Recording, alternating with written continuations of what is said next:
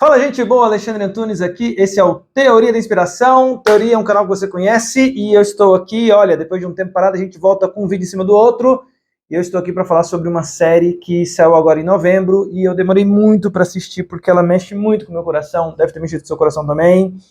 De que série que eu estou falando? Senna! Senna, ele não fazia cena, que já diria Leandro Leonardo.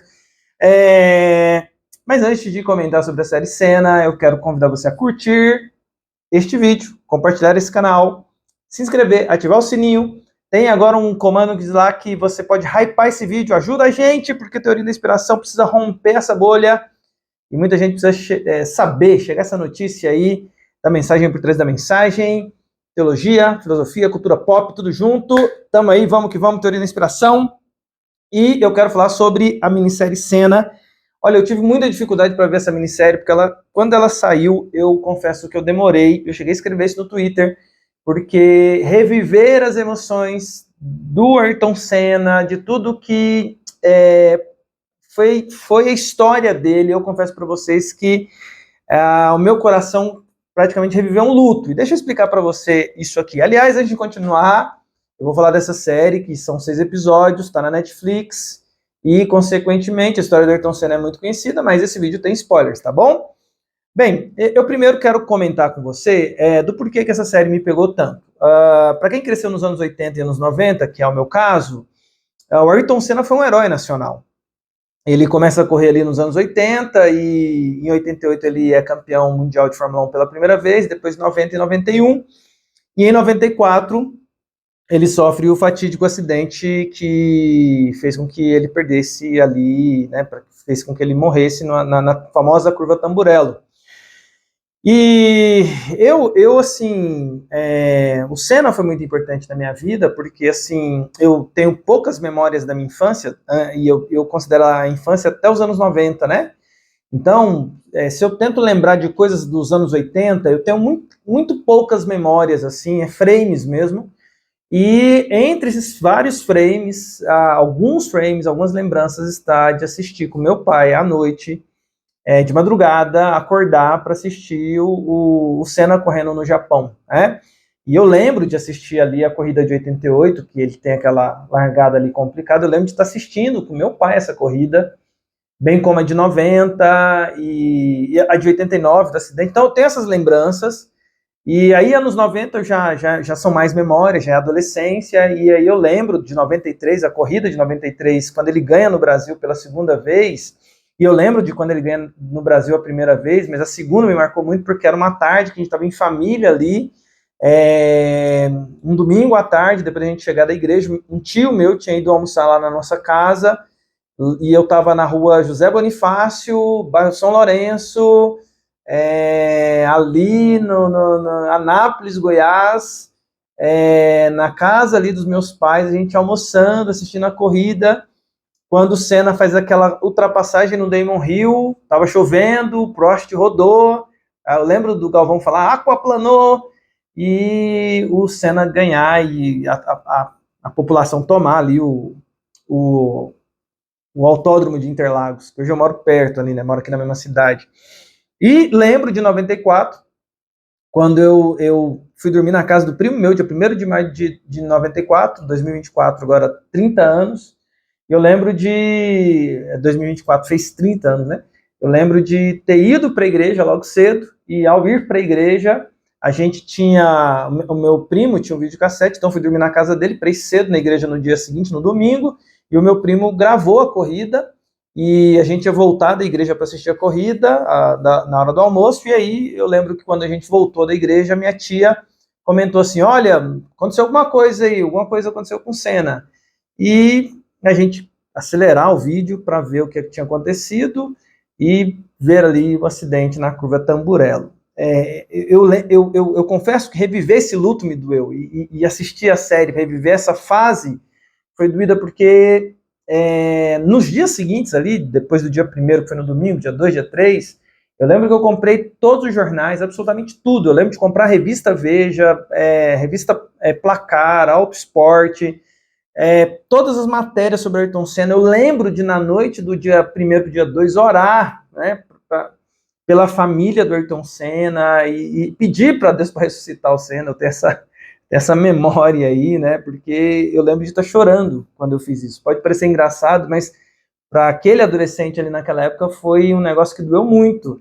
E de acompanhar todo o cortejo chorando. Então, assim, a figura do Senna foi uma figura muito importante na minha formação enquanto ser humano. E aí, por isso tudo, assistir a série foi um negócio que me doeu.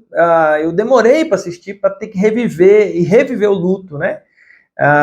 O spoiler aí das minhas reações, né? Quando terminou a série, eu estava na cama e eu chorei copiosamente como uma criança, né?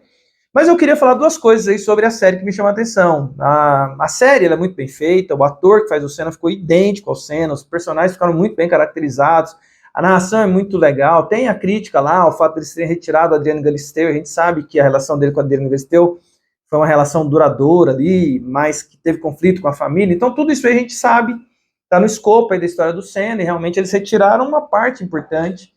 Mas contando aquilo, ou observando aquilo que foi contado, e sim, uma série ela escolhe o que narrar, por exemplo, você tem uma personagem de uma repórter ali, que ela faz perguntas para o Senna que outros repórteres fizeram, então outros jornalistas fizeram, né, outros repórteres fizeram, outros jornalistas fizeram, eles condensaram tudo em uma personagem ali, eu nem sei se ela é real, se é fictícia, se essa figura dessa jornalista realmente existiu, para fazer essa pergunta, fazer essa relação que o Senna tinha com a imprensa, né, com jornalistas. Mas, assim, a forma como a série foi dividida em 6 capítulos, contando ali desde o começo até o acidente, foi muito legal. E cada capítulo tem um nome, né? O herói, ali o começo, o último capítulo chama Tempo. Então, cada episódio tem um nome e conta essa história dele, né? Ali do comecinho dele no kart, quando ele vai para a Fórmula 3000, se eu não me engano, se o nome é esse, né? E aí toda a dedicação dele, depois os primeiros passos da Fórmula 1 ali, primeiro indo para Toleman, depois para Lotus, e depois a McLaren, Williams, e toda essa trajetória, um capítulo só para a vitória na Williams, um capítulo só para a vitória na McLaren, na Williams infelizmente ele não chegou a vencer, depois um capítulo só de sucesso dele aqui no Brasil, e ali a tragédia no último episódio. Mas assim, eu vejo duas coisas que me chamaram a atenção. A primeira coisa delas é de fato perceber a característica da figura, se aquilo ali conseguiu pegar o espírito Senna, pelo menos os primeiros anos, uma coisa que me chamou a atenção foi os sacrifícios que ele fez, e nesse sentido, um calcanhar de Aquiles dele, né? Que eu confesso, sabendo toda essa história da Ayrton Senna, eu não sabia que ele tinha sido casado e que tinha ido para a Inglaterra casado e que, por conta do sonho dele de ser piloto, ele sacrificou essa parte da vida dele. Eu confesso para vocês que esse calcanhar de Aquiles, esse anseio do Ayrton Senna por vencer e que fez com que ele mostrasse esse lado do ser humano que é muito comum, que é esse existencialismo frenético em busca de significado, em que você sacrifica coisas importantes para aquilo que você vai atrás de sonho. E veja, ele conseguiu, né? Quantos não acabam não conseguindo?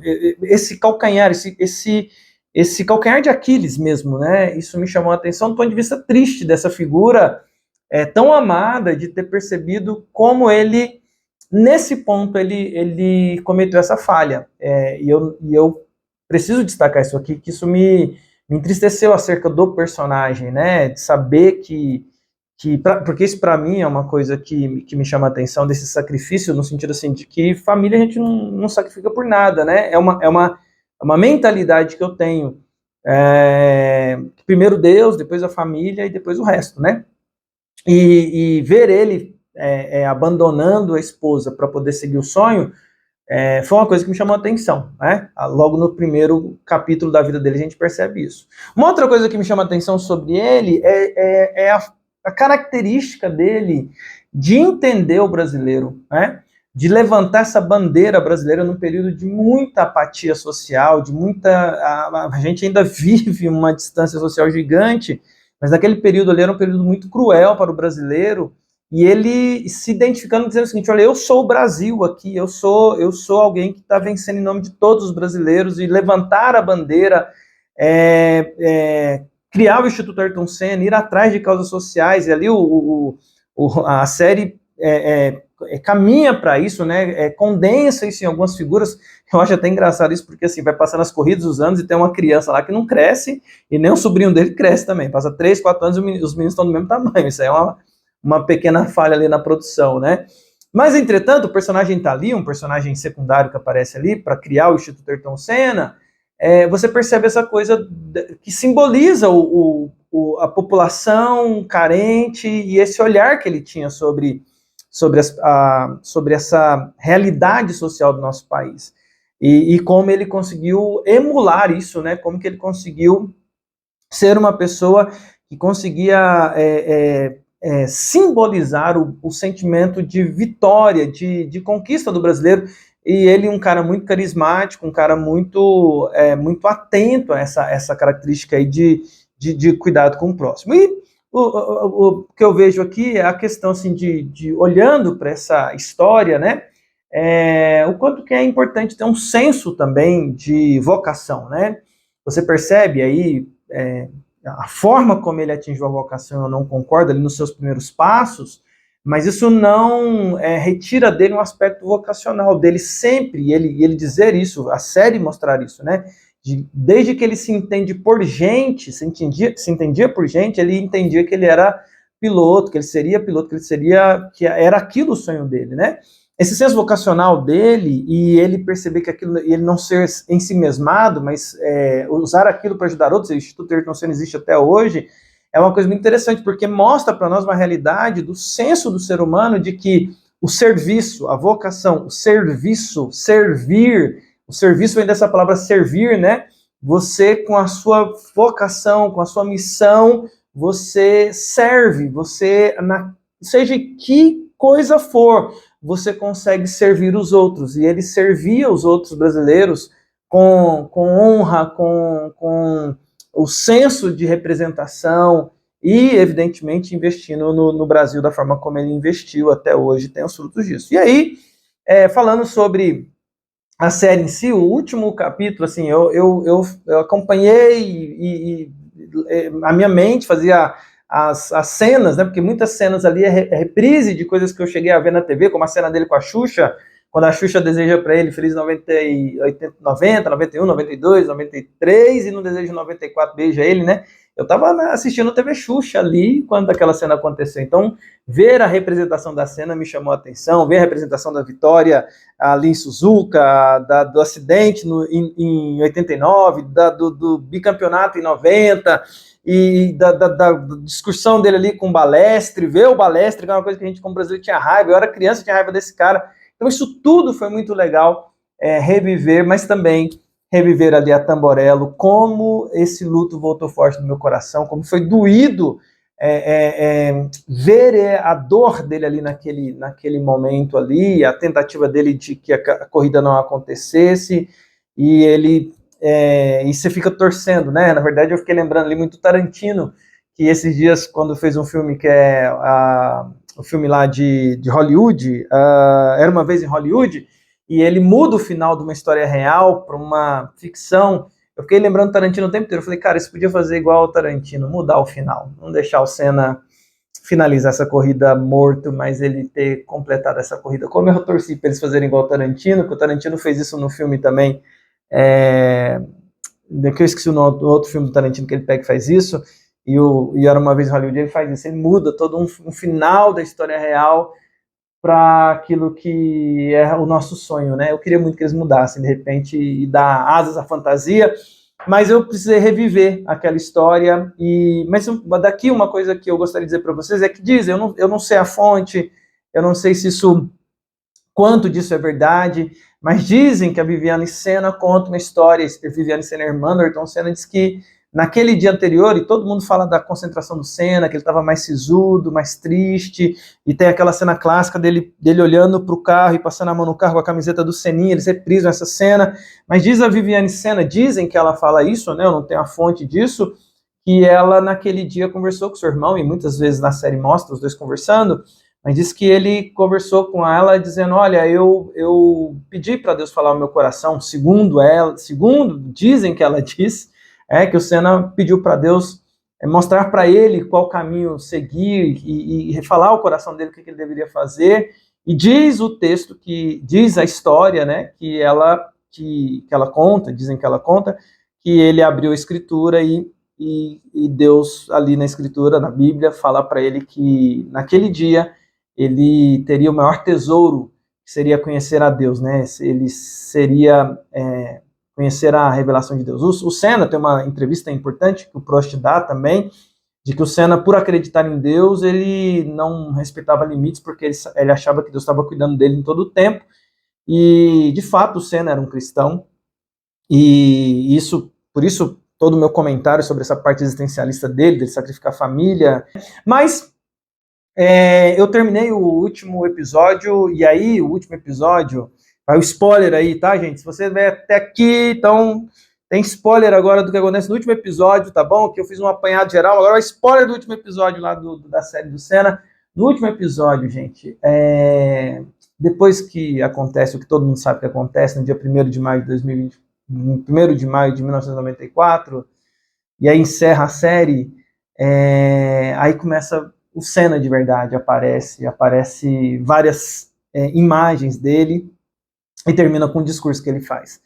Nessa hora, eu estava na minha cama, vendo esse finalzinho, tinha sido um dia cansativo para mim, e eu chorei muito. Eu me impressionei do tanto que eu chorei de saudade, de saber que 30 anos depois esse herói brasileiro faz falta para o Brasil. Chorei de reviver a dor que eu vivenciei e doeu. Para quem cresceu nos anos 90, quem cresceu nos anos 80 sabe dessa dor. Era um herói nosso, a gente tem tão poucos heróis no Brasil, e aquela sensação, né, daquilo que a morte né, que é uma separação, uma grande separação. Eu lembrei de outros tantos amados meus que morreram, né, gente que eu amo que partiu, e aí veio tudo ali, vendo ele falando, vendo imagens dele, lembrando da minha adolescência, e ver como essa vida ela passa, né? E aí eu queria dizer para você, aproveite a sua vida, valorize as pessoas enquanto estão em vida. Eu gosto muito da expressão flores em vida, mas saiba que a morte não precisa ser o fim, porque aqueles que estão em Cristo, eles têm a oportunidade de reencontro na eternidade. Mas é isso, esse é o Teoria da Inspiração, falando sobre Senna, indicando Senna, tá na Netflix, tá fácil de lá você assistir 6 episódios, rapidinho você assiste, revê. Você não conhece Senna, você nasceu nos anos 2000, 2010, você não sabe quem é Ayrton Senna, por favor, vai na Netflix, assiste Senna, vale a pena. Esse herói brasileiro que fez a diferença na vida de muitos, quem sabe ele sirva de inspiração para você também, tá bom? Esse é o Teoria da Inspiração, como diria os mestres Jedi, que a força esteja com vocês, meus padawans, até a próxima, valeu, é isso aí.